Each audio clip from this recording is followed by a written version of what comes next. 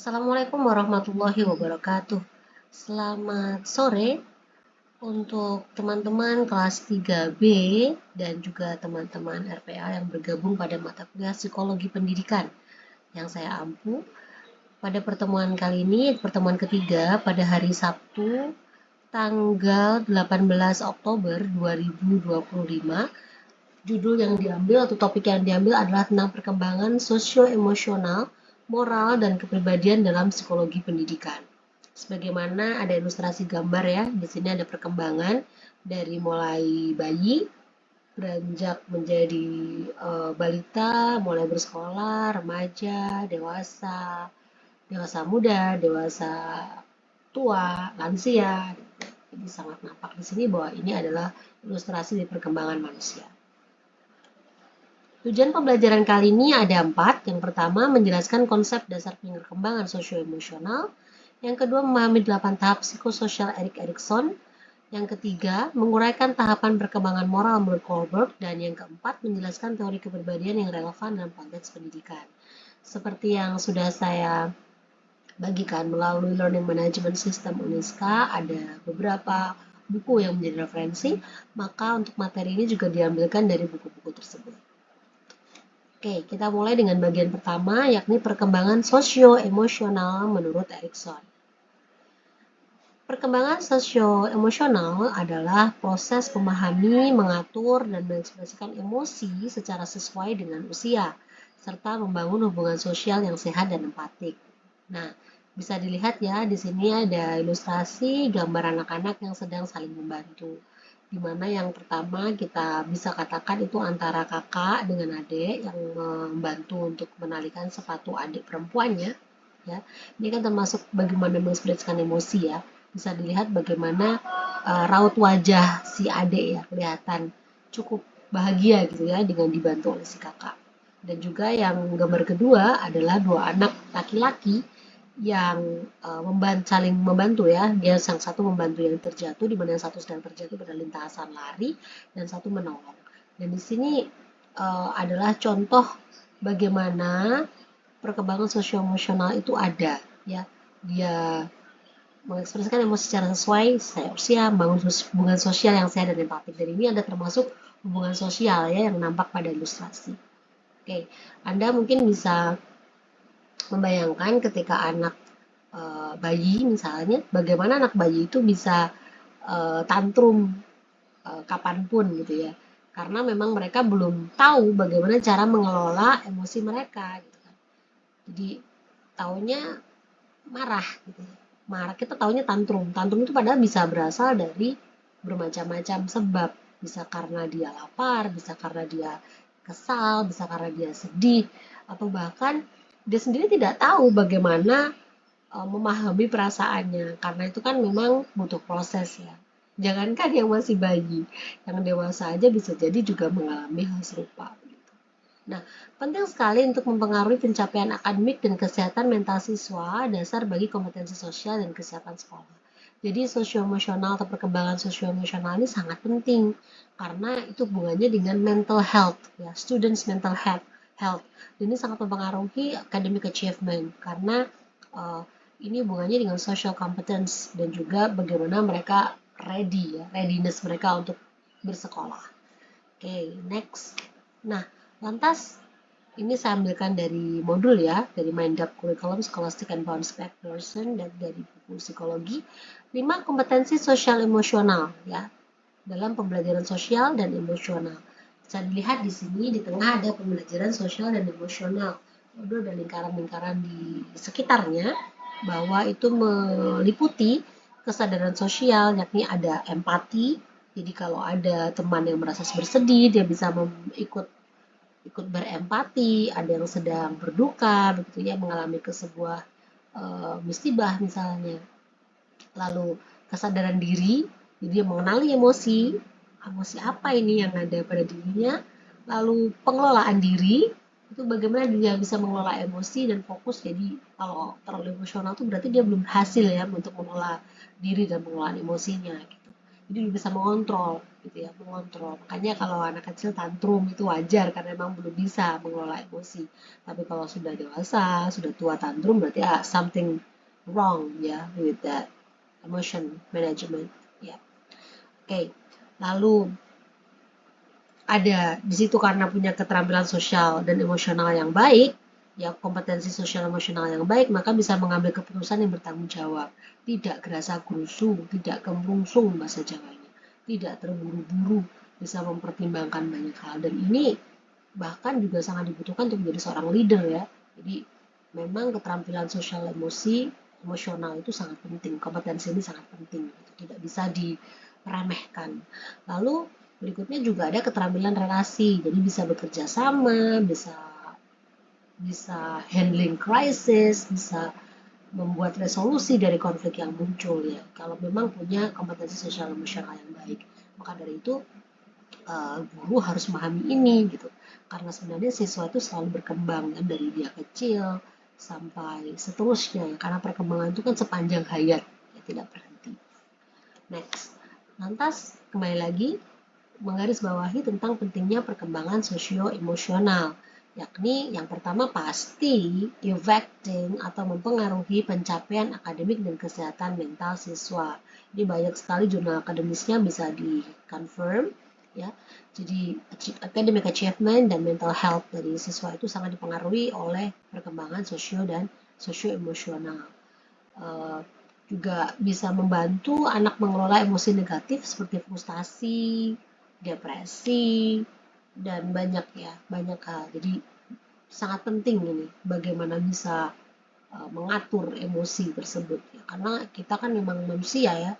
Manusia diciptakan punya namanya emosi, bukan sesuatu yang sifatnya plain kayak agar-agar plain gitu. Agar-agar plain no, tapi kita punya rasa. Lantas yang ketiga adalah dasar bagi kompetensi sosial dan kesiapan sekolah.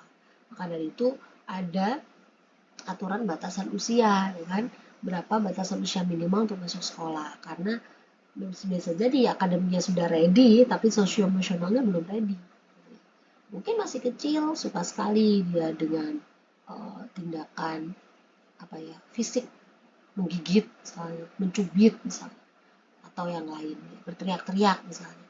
Dan itu kan salah satu indikator bahwa anak ini bisa jadi ya belum ready untuk sekolah gitu. Makanya perlu diasah dulu.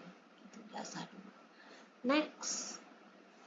Nah, menurut Erik Erikson ada 8 tahapan psikososial. Yang pertama bayi, mulai dari usia 0 hingga 18 bulan atau 1,5 tahun. Konflik utamanya itu trust and mistrust versus mistrust. Jadi antara percaya dan rasa tidak percaya. Hasil positifnya rasa aman. Makanya kalau mungkin bayi adik kecil itu masih ngikut aja kan kalau diajak siapa aja mau. Tapi ketika mungkin usianya semakin dewasa dalam artian bertambah ya, 6 bulan, belum bisa mengenali mamanya, orang tuanya, orang-orang sekitarnya, maka semakin meningkat gitu ya umur 8 bulan, 9 bulan dan seterusnya bisa jadi dia tidak semudah sebelumnya untuk diajak orang baru, even itu family atau relatif, karena memang mungkin family atau relatifnya ini bukan orang yang biasa berada di sekitar dia.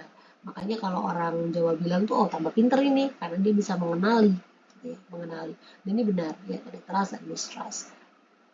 Yang tahap berikutnya ada umur 1,5 sampai 3 tahun, this golden age ya, golden years, dimana di sini ada namanya autonomy versus shame.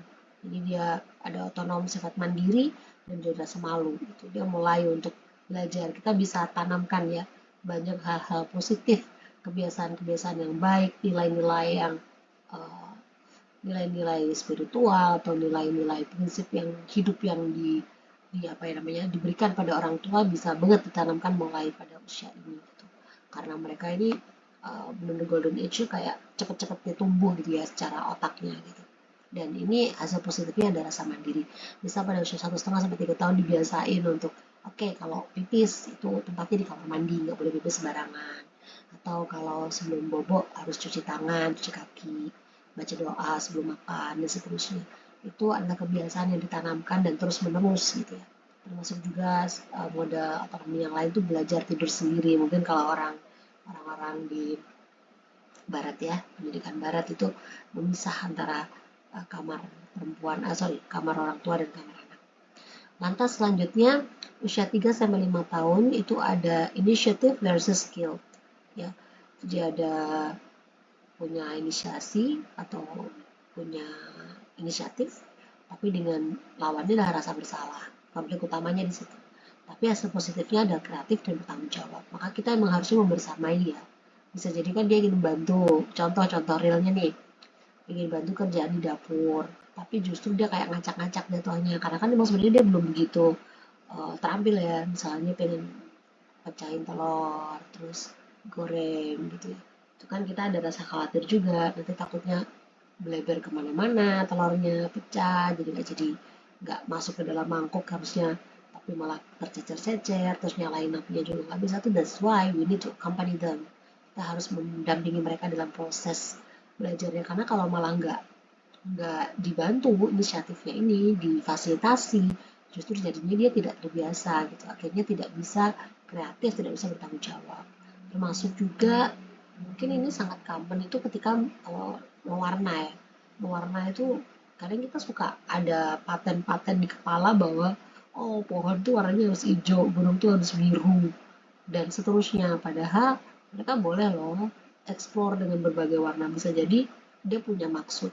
Nah, itulah harusnya ada kehadiran orang dewasa di sekitarnya, seperti yang pernah saya terangkan di pertemuan sebelumnya ya, di dalam PowerPoint tentang, atau kalian lihat juga di video ilustrasi pada link yang terlampir, bahwa penting kehadiran orang-orang dewasa untuk di sini ya.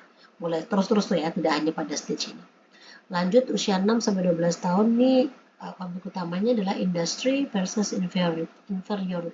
Inferiority itu kan lawan dari superiority. Jadi dia merasa rendah diri gitu.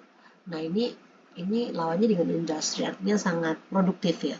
Jadi kalau dia berhasil melewati konflik ini, maka jadinya anak yang rajin dan kompeten. Lantas di tahap kelima itu pada usia remaja ya, 12-15 tahun, itu identity versus role confusion. Jadi hasil positifnya identitas diri. Maka di sini ini penting banget ya untuk krisis identitas, biasanya kalau bahasa bahasa kita ya, bahasa umumnya. Kan dia masih mencari siapa dia orangnya bagaimana. Makanya perlu sekali kehadiran kelompok di situ untuk uh, pengakuan ya, untuk pengakuan. Jadi butuh validasi gitu, validasi tapi dalam artian positif ya. Maka memang seharusnya anak-anak pada usia ini, usia remaja ini benar-benar diarahkan gitu ya, diarahkan untuk jadi dirinya sendiri tapi dalam bingkai yang positif gitu, sehingga tidak terjerumus ke macam-macam. Ini sangat penting stage ini.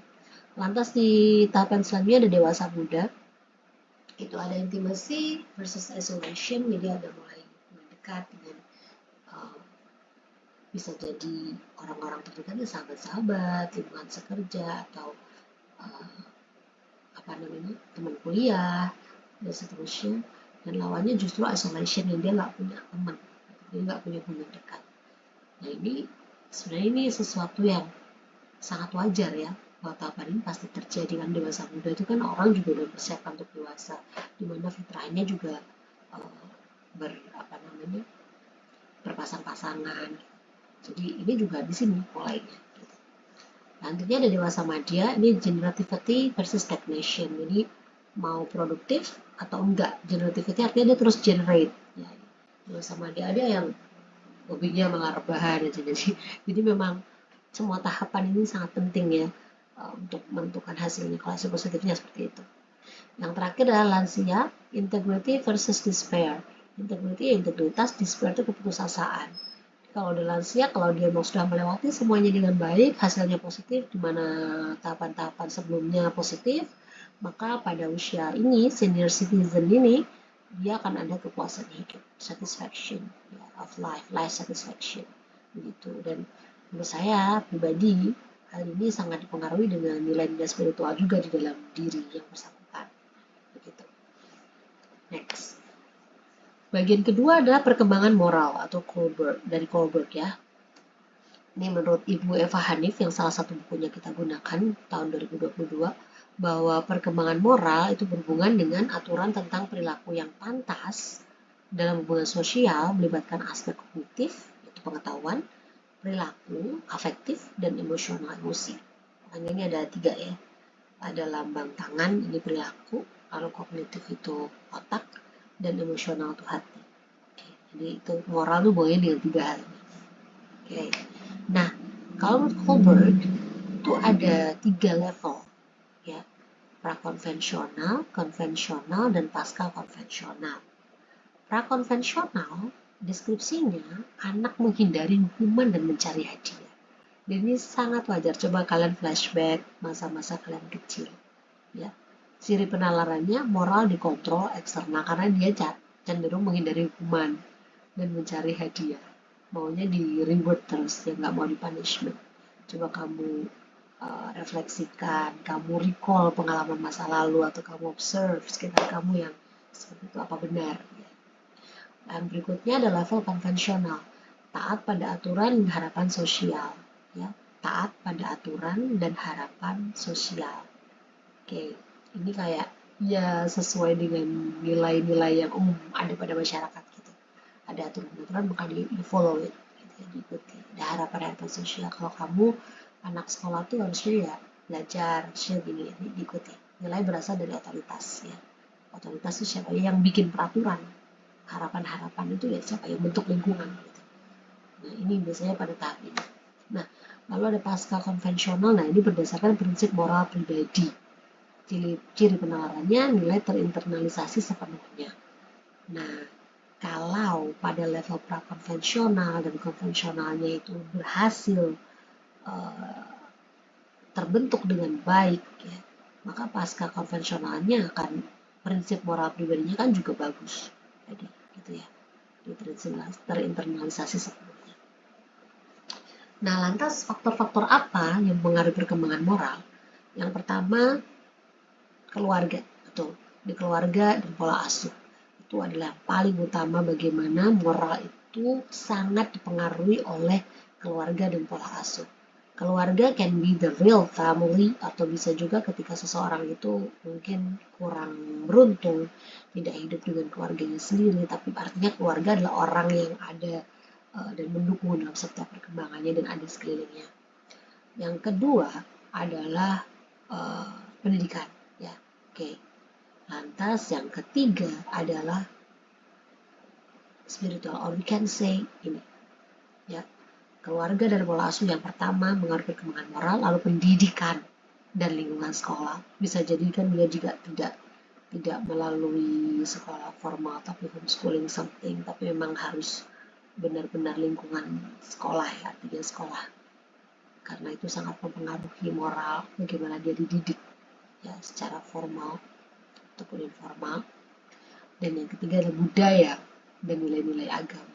3 hal ini kan tadi saya sebutkan bagaimana spiritual values itu dan spiritual norms and culture itu juga mempengaruhi perkembangan moral. So you can membedakan antara orang yang hidup di Asia Tenggara kayak kita misalnya dengan mereka yang dibesarkan di negara barat misalnya. Tapi ketika misalnya di negara barat itu memang dia dari parents yang orang Asia juga pasti masih membawa itu culture and spiritual values dari Asian family. Ya, Asian family sangat dibawa itu. Itu contoh komparasinya. Gitu ya. Okay, next, bagian ketiga adalah kepribadian. Nah, kepribadian di sini kita ada ini Big Five Personality Traits ini sangat terkenal ya. Ada 5 gambar di situ. Yang pertama itu ada gambar ikon lampu pada bagian otak ya. Openness to experience, terbuka untuk hal baru, pengalaman baru, selalu terbuka. Lalu conscientiousness, dia ada nurani ya, ada nurani di situ, ada punya hati nurani. Lalu agreeableness, ada neuroticism, dan ada extraversion. Nah, kepribadian ini sebenarnya mencakup pola pikiran, perasaan, dan perilaku yang konsisten pada individu. Ini adalah sebuah teori penting dalam psikologi pendidikan. Oke. Ini bisa nanti Anda konsult ke buku-buku psikologi. Nah, kalau teori kepribadian itu sendiri, ini menurut dia tadi kan yang teori itu yang Big Five, yang keempat. Yang pertama itu psychoanalysis dari Freud, ada struktur id, ego dan super ego. Lalu ada Skinner, behavioristik. Kalau Skinner ini ya, kepribadian adalah hasil dari pembiasaan. Ya, ada menurut Maslow and Rogers itu humanistik, potensi aktualisasi diri, dan trait teori dari Big Five, ya, openness, conscientiousness, extraversion, agreeableness, dan neuroticism. Nah, ini kalian nanti bisa baca lebih lanjut ya, bagaimana itu struktur id, ego, super ego dari Freud, bagaimana Skinner, bagaimana Maslow and Rogers, bagaimana Big Five. Jadi teori kepribadian pada umumnya ini. Lantas apakah cenderung pada satu mazhab ya? Nanti coba dibaca lebih lanjut biar lebih banyak membaca. Nah, lantas bagaimana kepribadian dalam konteks pendidikan? Kepribadian sebenarnya mempengaruhi motivasi belajar seseorang dan bagaimana dia berinteraksi sosial. Nah, ya kan? Karena kalau contohnya sekarang lagi anak-anak lagi banyak banget yang mengatakan introvert, extrovert gitu ya, ambivert dan seterusnya. Karena kalau orang introvert itu bukan berarti dia nggak bisa bergaul ya, tidak. Dia orang yang lebih nyaman kalau dia nggak berada dengan banyak orang. Jadi kayak punya social battery kalau orang sekarang menyebutnya ya. Jadi kalau udah sama orang banyak seharian, berkumpul dengan banyak orang, social battery-nya kayak habis dan perlu di charge gitu.